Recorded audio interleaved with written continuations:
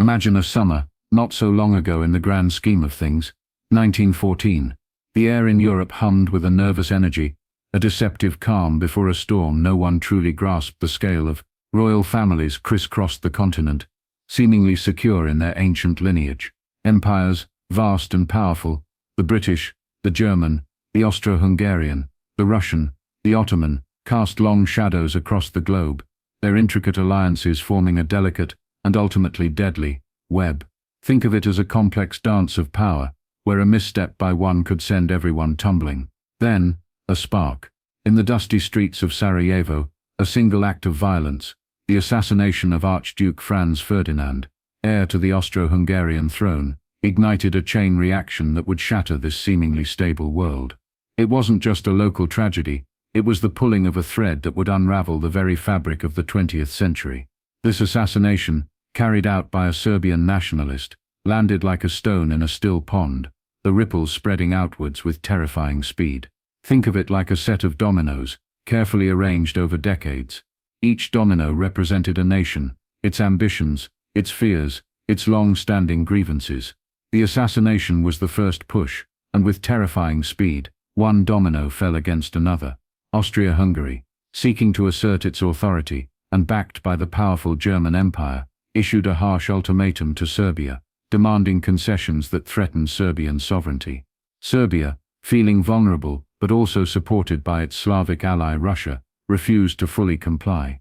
And here's where the intricate web of alliances tightened. Russia, mobilizing its forces to support Serbia, triggered alarm in Germany, which saw this as a threat to its ally, Austria-Hungary. Germany, fearing a two-front war against both Russia and France, made its move. They declared war on Russia, and then, with a swift and brutal efficiency outlined in the Schlieffen Plan, turned their attention westward, declaring war on France, and invading neutral Belgium, a move that would ultimately draw another major power into the conflict. Britain, bound by treaty to protect Belgium's neutrality, and deeply concerned by Germany's growing power, had no choice but to declare war on Germany. Suddenly, what many thought would be a short, localized conflict in the Balkans, exploded into something far more sinister, a global war.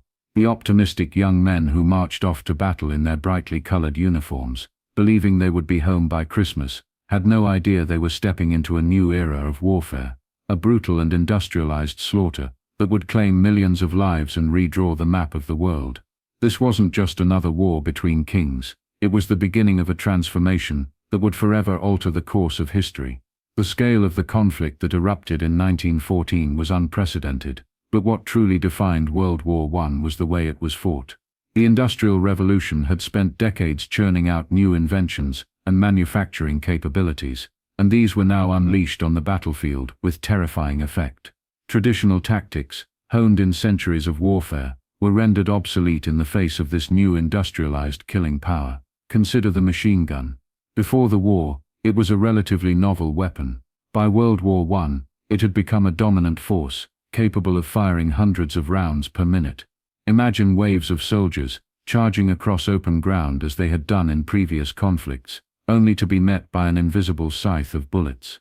Entire units could be decimated in minutes, leading to staggering casualty figures, and a desperate search for new ways to fight. This desperate search led to the entrenchment that became synonymous with the Western Front. Facing the relentless fire of machine guns and artillery, soldiers dug themselves into the earth, creating vast networks of trenches that stretched for hundreds of miles. These trenches, often muddy, rat-infested, and disease-ridden, became their homes, their battlegrounds, and their graves. Life in the trenches was a brutal and dehumanizing experience, characterized by constant danger, boredom, punctuated by moments of intense terror, and the ever-present specter of death. Artillery also reached new levels of destructive power. Massive guns could hurl shells weighing hundreds of pounds over long distances, obliterating enemy positions, and turning entire landscapes into cratered wastelands.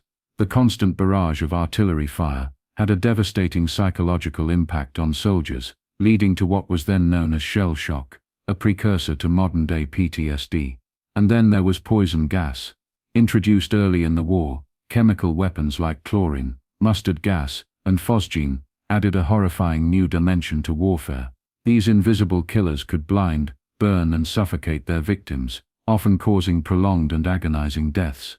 The use of poison gas was a stark violation of international agreements and horrified the world, leaving a lasting legacy of fear and revulsion. The skies above the trenches also became a battleground.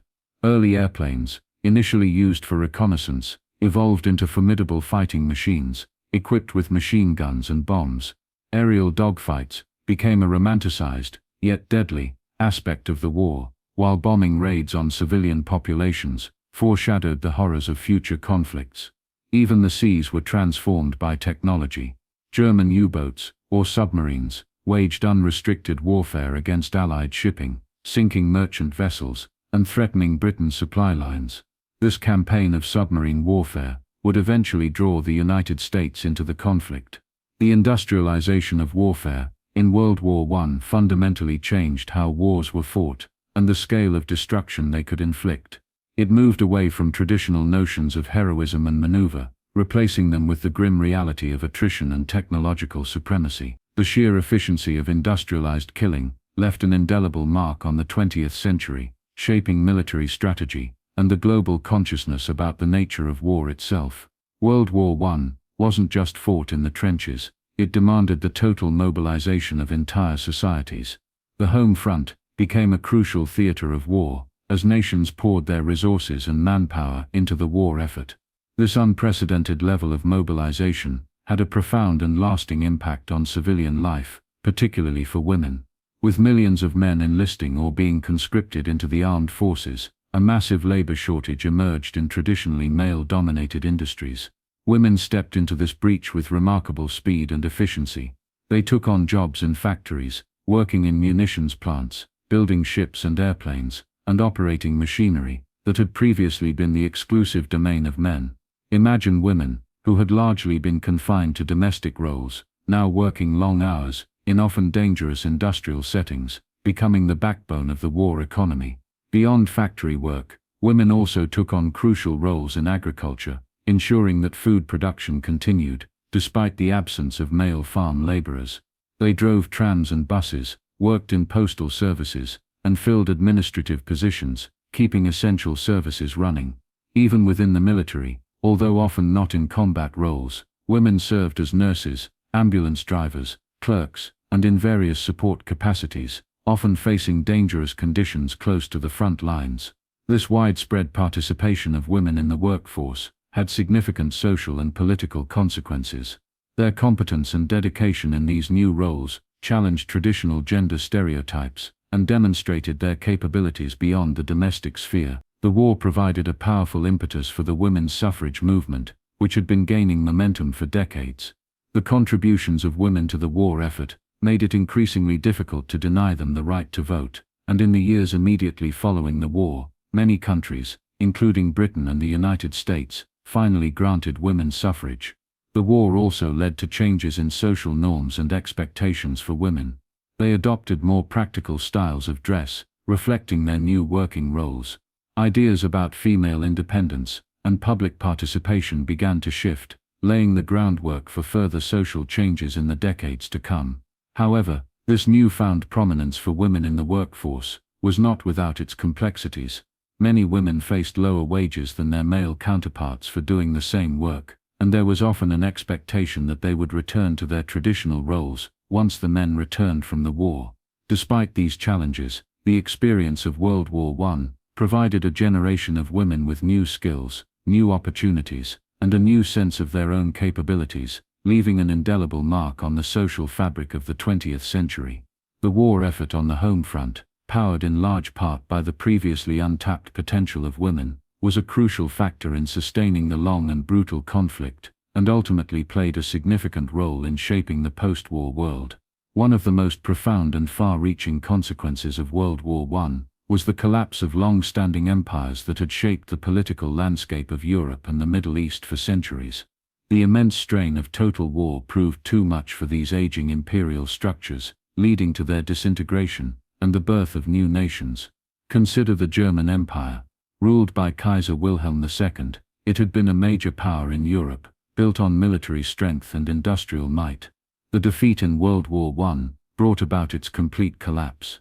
The Kaiser was forced to abdicate, and Germany transitioned to a republic, the Weimar Republic, a fragile democracy burdened by the harsh terms of the Treaty of Versailles and internal political instability.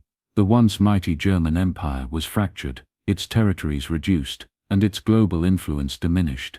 To the east, the vast Austro-Hungarian Empire, ruled by the Habsburg dynasty for centuries, also crumbled under the pressure of the war. This sprawling multi-ethnic empire, held together by the aging Emperor Franz Joseph and a complex bureaucracy, was torn apart by internal nationalist movements.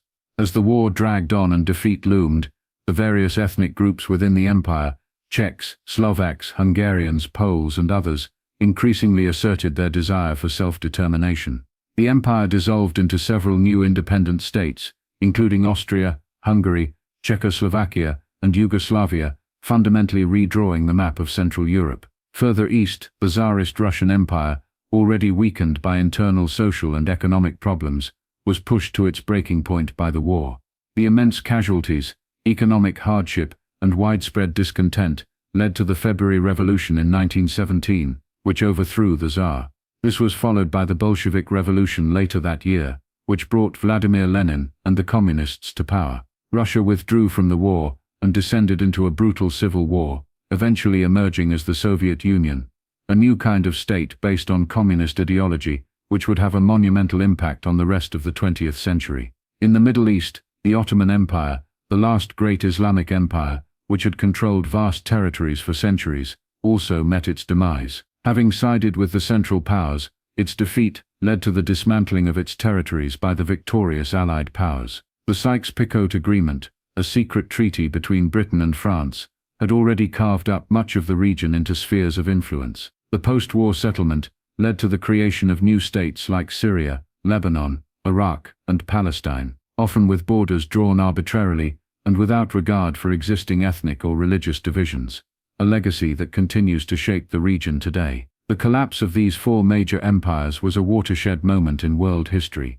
It ushered in an era of new nation-states, often based on the principle of nationalism, but also created new tensions and conflicts arising from unresolved territorial disputes and ethnic minority issues. The political landscape of Europe and the Middle East was fundamentally reshaped, setting the stage for the events of the interwar period and the Second World War. The end of these empires marked the end of an old order and the dawn of a new, more fragmented, and ultimately more volatile world. With the guns finally silent in November 1918, the Allied powers faced the daunting task of forging a lasting peace. The resulting Treaty of Versailles, signed in June 1919, aimed to formally end the war with Germany, but its terms would prove deeply controversial and have far-reaching consequences for the future. The treaty placed the sole responsibility for the outbreak of the war on Germany, a clause known as the War Guilt Clause. This was deeply resented by the German people, who felt unfairly blamed for a conflict that had involved numerous nations. As a result,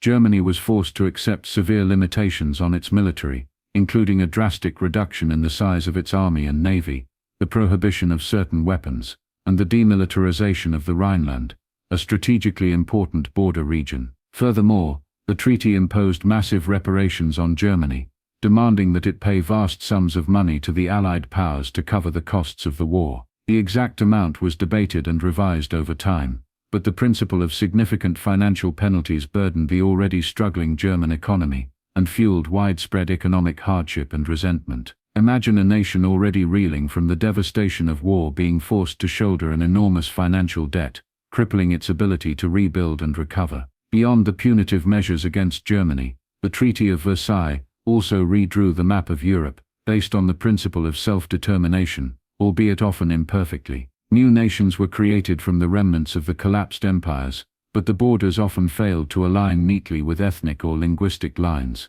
creating new minority issues and potential for future conflict. For example, the creation of Czechoslovakia brought together Czechs and Slovaks, while Yugoslavia united Serbs, Croats and Slovenes, groups with distinct historical and cultural identities that would later clash. The treaty also established the League of Nations, an international organization championed by US President Woodrow Wilson, aimed at preventing future wars through diplomacy and collective security. The idea was to create a forum where nations could resolve disputes peacefully. However, the League was ultimately weakened by the absence of key powers like the United States, which never ratified the treaty due to domestic political opposition, and the Soviet Union, as well as its lack of enforcement mechanisms. Many historians argue that the Treaty of Versailles, with its harsh terms and perceived injustices towards Germany, played a significant role in the rise of extremist ideologies in the interwar period, most notably Nazism under Adolf Hitler.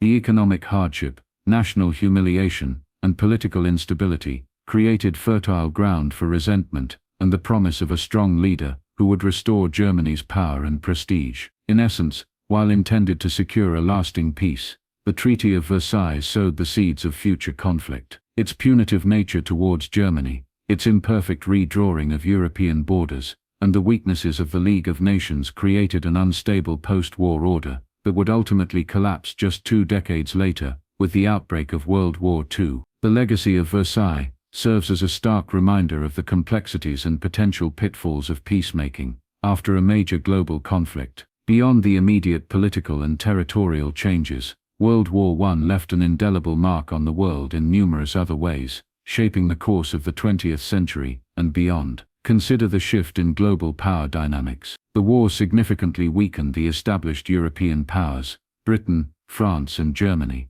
both economically and in terms of global influence. In contrast, the United States, relatively untouched by the physical devastation of the war, and emerging as a major creditor, rose to become a leading global economic and political force. The war marked a turning point in the decline of European dominance, and the ascent of the United States onto the world stage. The war also had a profound psychological and cultural impact. The sheer scale of death and destruction, millions of soldiers and civilians perished, led to widespread disillusionment and a questioning of traditional values, nationalism, and the very idea of progress. The lost generation of writers and artists, who came of age during or immediately after the war, reflected this sense of loss, trauma, and the perceived meaninglessness of the conflict in their influential works. This cultural shift permeated societies, contributing to a sense of uncertainty and a search for new ideologies and explanations for the horrors that had unfolded.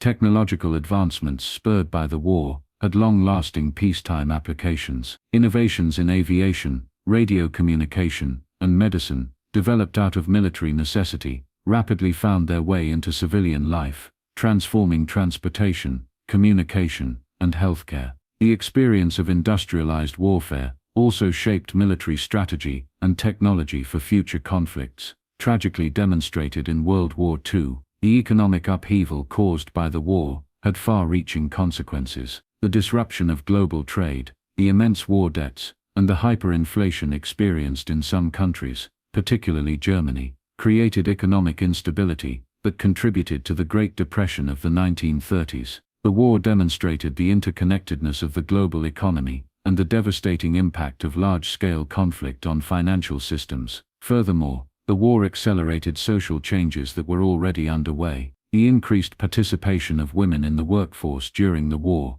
contributed to the momentum of the women's rights movement. The war also led to increased social mobility in some societies as traditional hierarchies were disrupted. Finally, the legacy of World War I can be seen in the rise of new ideologies and political movements. The Russian Revolution and the establishment of the Soviet Union offered an alternative to capitalist democracies. The resentment and instability created by the Treaty of Versailles fueled extremist ideologies like fascism and Nazism, which would ultimately lead to another global conflict. The very experience of the war, the failure of the peace settlement, and the subsequent economic and political turmoil profoundly shaped the ideological landscape of the 20th century. In conclusion, World War I was a transformative event that extended far beyond the battlefields. It reshaped the global balance of power, left a lasting psychological and cultural impact, spurred technological advancements, caused immense economic upheaval, accelerated social change, and contributed to the rise of new ideologies